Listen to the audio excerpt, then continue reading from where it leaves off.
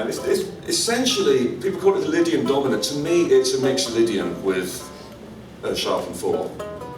Even though that's the wrong name, but that's how I hear it. It's just like a normal mixed Lydian, but when you get to the 4th territory, sharpen it. And it will be an interesting 10th note rather than just an offensive, almost wrong sounding note. The other one, of course, is the super locrian, so called because it's better than the old locrian. Kind of a t-shirt that's almost the New Mexico cleaner than the old Mexico is. Locrian, now with added powers, that kind of thing. And that you would generally use over the 5 chord. That's the classic super locrian application. E Hendrix, or as our jazz brethren would have it, E7 sharp 9. Or it could be sharp 9 sharp 5, or flat 9 sharp 5, or anything where you've messed about with the 5th and or the 9th. Chords like that. That's when you use this secret mode, and it sounds disgusting.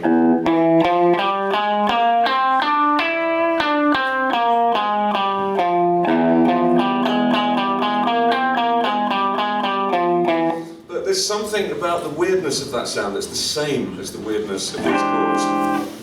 And it's a tension and release thing again. If you imagine just the last bit of a blues progression,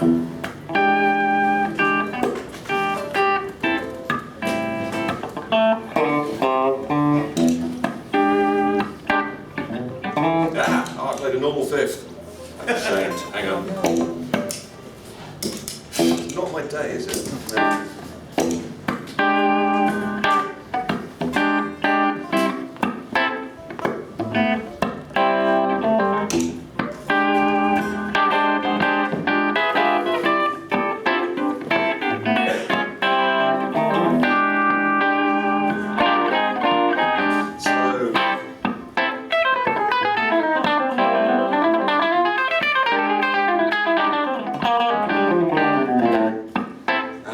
It's all about resolving. You don't want to be this guy.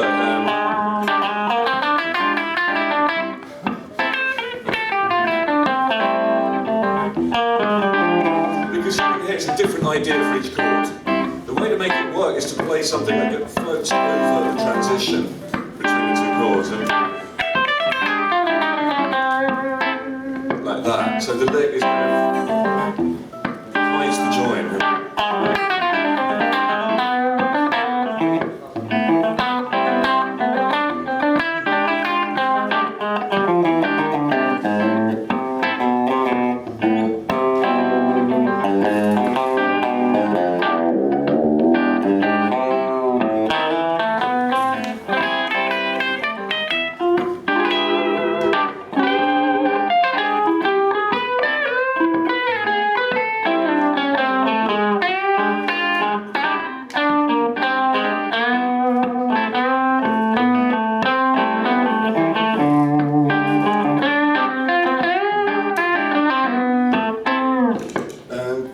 So some of that is normal notes, some of it's weird notes. Hopefully you couldn't spot exactly where the changeover point is. That's a good goal. And then for any new scale, any unfamiliar bit of theory, that's what I meant by trying to make it sound like the theory that you know well. Good way to do that with a hideous mode like the super locrian is not just to play it all up and all down. You have to look for all the different intervals that you might encounter. And the bigger the intervals get, the more frightening it is. But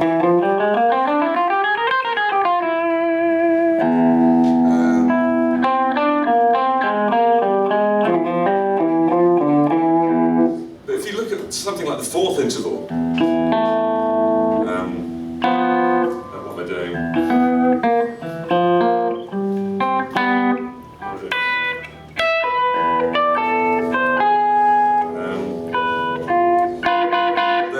There's 1/4 that's actually a major 3rd. And there are, I think, 2 that are a tritone. If you do it with a normal mode of the major scale, nearly every 4th interval is just that. And then there's 1, which is Tony Iommi interval. But this one is all over the place.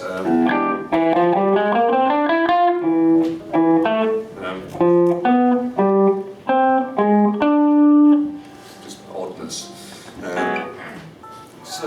That's part of getting more comfortable with the scale, making the interval leaps bigger, and trying to improve your success rate, and always singing everything. This is where the singing thing becomes useful. Maybe when you're playing the lick from Layla, you don't need to sing it because you already know it. But for something like this, for a while, you will just be timidly just trying the notes out and hoping you remembered the shape. Internalize the notes and everything will start to feel more expressive. So, yes? To this, if I would make a tape to practicing, should I harmonize the scale and build chords of the scale, or just, let's say, if I do melodic minor, just a simple A major, A minor chord? What would you well, you have to work out when you're likely to use that scale. The song doesn't have to be complicated. For A melodic minor, you might quite well want to adopt something like the sting groove. So,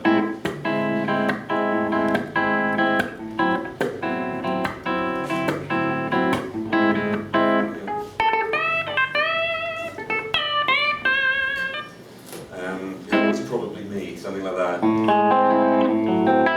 just going to fan between those two special melodic minor.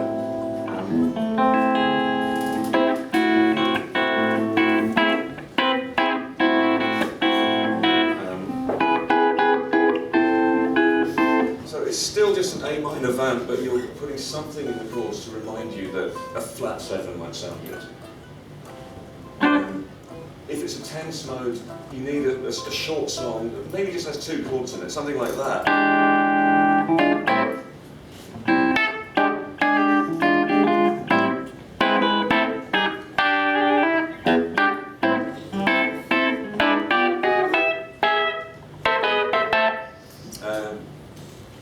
So that you get experience not only with you playing the right notes, but also how to get out, how to save yourself, how to land on a nice note when the weird chord is gone. But it's always good for anything you learn, it's good to have some vision of how you're going to use it.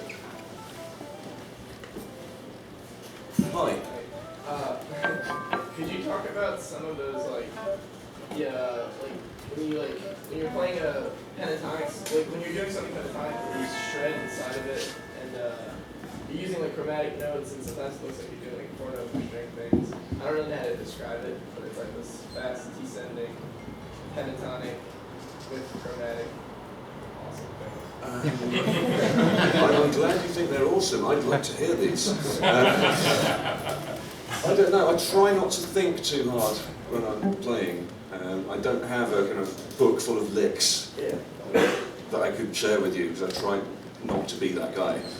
Accidentally, or unwittingly, everyone ends up playing licks, whether they admit it or not. In the same way that when you talk, everyone has kind of signature phrases, if you know what I mean. Things like, if you know what I mean, you just throw them in. It's a bunch of words that always say them in that order. You don't think about it. We don't think of that as a vocal lick, but I guess it is. So I'm sure everyone's hands have certain things that they naturally do. But with the pentatonic stuff, it's exactly like what I said. That balance between putting the nice notes in certain places and the weird notes in between, but faster, to confuse people. So something like that. I don't know, pentatonic with chromatic notes, you can do the Steve Morse approach, which is generally there's your box and you can fill in the gaps. Like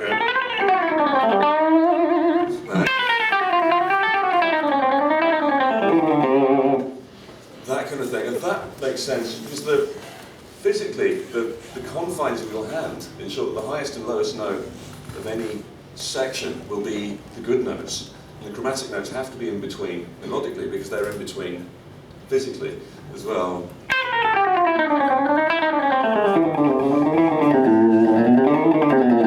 So it's quite hard to sound bad if you contain all your chromatic notes within there. Or another approach might be, I want more of the gypsy jazz thing, I want more of that.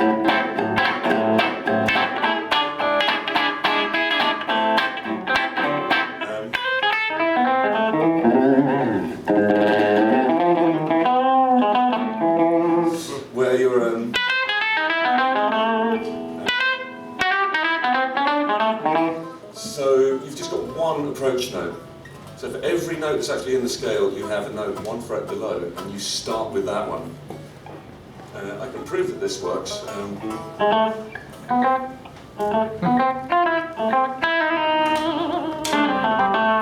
But something like that's just but with a chromatic approach note, mostly from below. There's a surprise one here from above. You could be eccentric. Some of the Sean Lane things I think are quite eccentric. He would say, well, that's my pentatonic box. I'm going to look for hard to find chromatic notes. I want to hear that note, even though my first finger's here. So, that going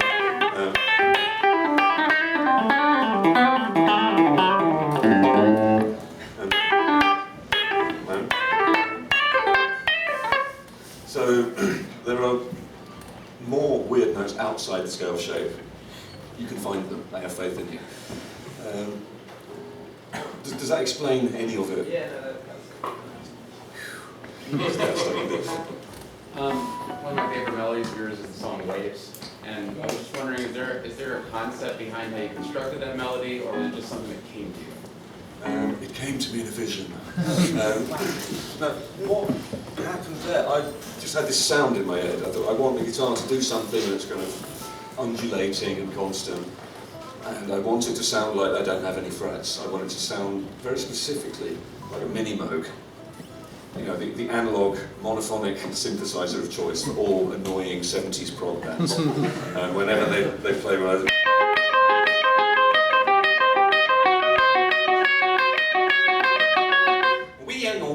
And the notes are always sliding into each other. So it's just like one giant string bend forever. And so I want the guitar to do that. Damn you, frets. Rip my way. So I figured if I wrote something, it started out just with a general contour. I knew roughly what it sounded like. I just had to find the right notes. So I guess when I started to hear it in my head, not every note was fully formed. But the general shape of it was. And unfortunately, that was the easiest fingering I could find. Because the slides are what make it sound like that. It's not a great melody. I think people seem to like it, but I think it's the way the melody is phrased more than the actual note content that makes people think it's good. So, Sounds good to me. Yeah. bless you for thinking that. May you never change. When you're doing all your improvising and everything, do you go into your improv with like I want to hear this sound?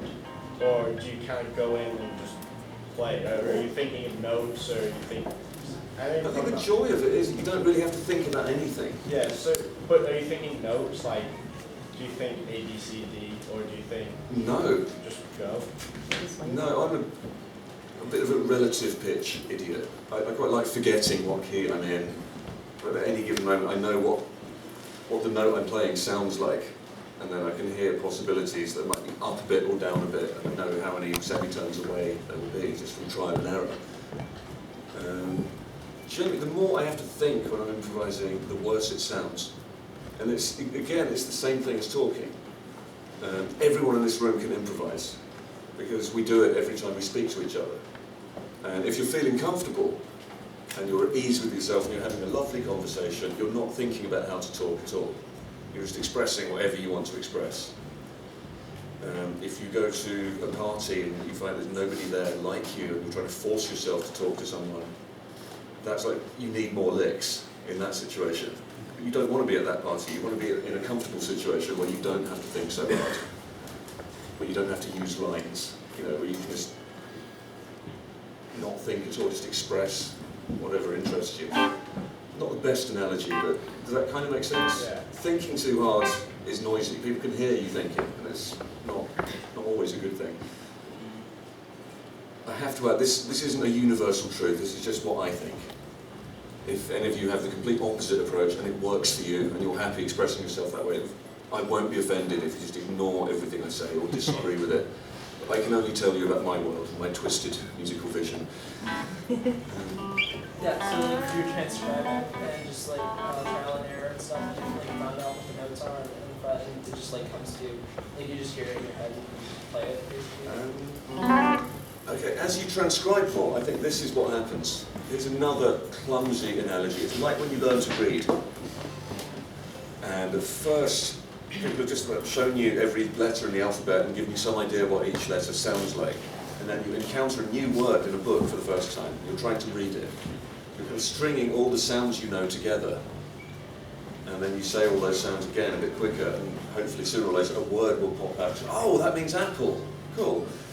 After a while, you get really good at reading, and you're not thinking about the letters anymore. You're thinking in a smaller number of bigger ideas.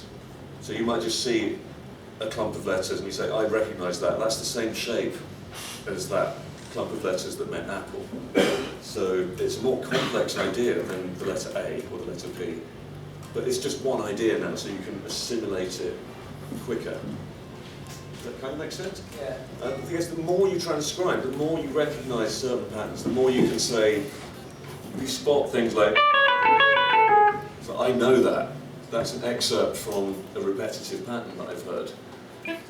Or that's an interval I know, or that's an arpeggio I know. So the more patterns you detect, you know, the more you can just think, the more notes you can collect with each listen. So rather than decoding one note at a time, you end up decoding maybe 5 notes or 20 notes at a time. Depends how normal the music sounds to you. If it sounds catchy and melodic to you, you can probably retain more of it per listen. If it's Zappa, one note at a time is a very good way to proceed with that stuff. Ahoy there. Hi. I teach guitar at school, and I really like the approach of, I guess, the whole language of music. I have a really hard time convincing students that that's the way to go. How do you go about doing that? Because whenever I'm talking to someone who's a beginner, they are usually like, well, I saw you play that thing last week when you performed and it was awesome. Show me exactly how to do that. I want to do that. Well, like, how do you explain that to people? I relate to this a lot. One of the things I did was vow to do more gigging and less teaching. I don't have a simple solution to that. To some extent, you have to give people the stuff that they want to learn. You know, there's a certain reward that people feel when they've set their sights on conquering some lick or a song, and then they can actually do it one day, and it feels like victory. But you've got to mix what they want to learn. Let me start again. It's got to be a combination between what they need to know and what they think they need to know. If you just force all the right stuff down their throats and make it feel like punishment, they will lose interest in the instrument. You know, you need some stuff that they think is cool, and some stuff that you think will do them good. And I think it's the balance that makes it work. That's the best I can do. It's not ideal. These are the challenges of your chosen profession. I've got nothing else. Sorry. You mentioned that you studied English at Oxford, obviously quite a good place to study English. The way you approach the theory with the language approach, which is obviously I find fascinating, but did you find that when you studied English, some of the concepts are actually quite similar, almost like the etymology of words, sort of like the etymology of a lick, and where it comes from, and that's what sort of dictates the context and how you can apply it? Kind of, I guess, in the sense that whenever you play a lick or a bunch of notes, the listeners won't just hear it as a bunch of notes, they will compare it to all the music they've ever heard before. There is that kind of shared cultural background that I think people have to some extent, probably more now than at any other time. It's a more globalised world than ever before. So people all over the world will recognise an American blues lick, so when you play one, you're conjuring up all these reference points.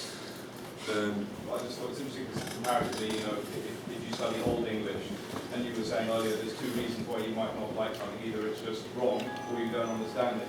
And you can't appreciate Old English until you've studied it, because it doesn't make any damn sense.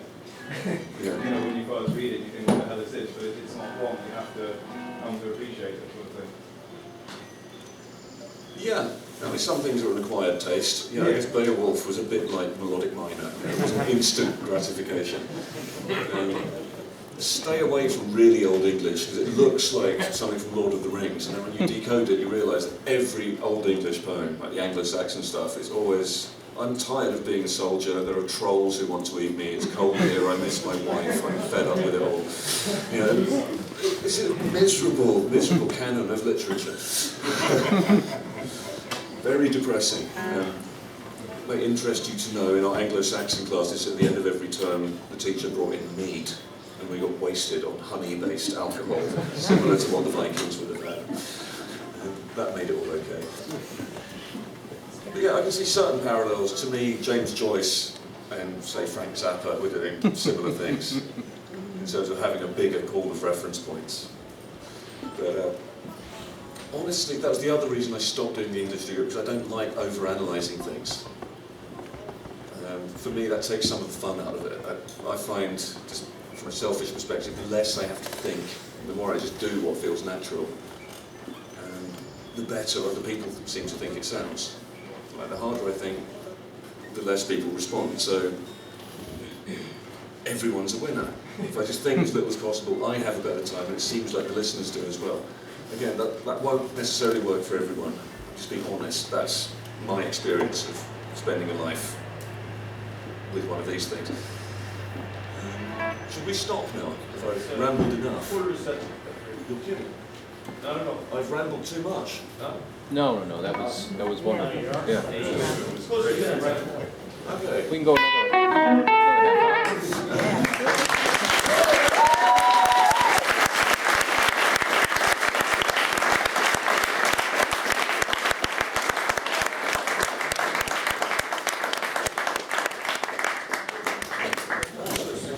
Fix it.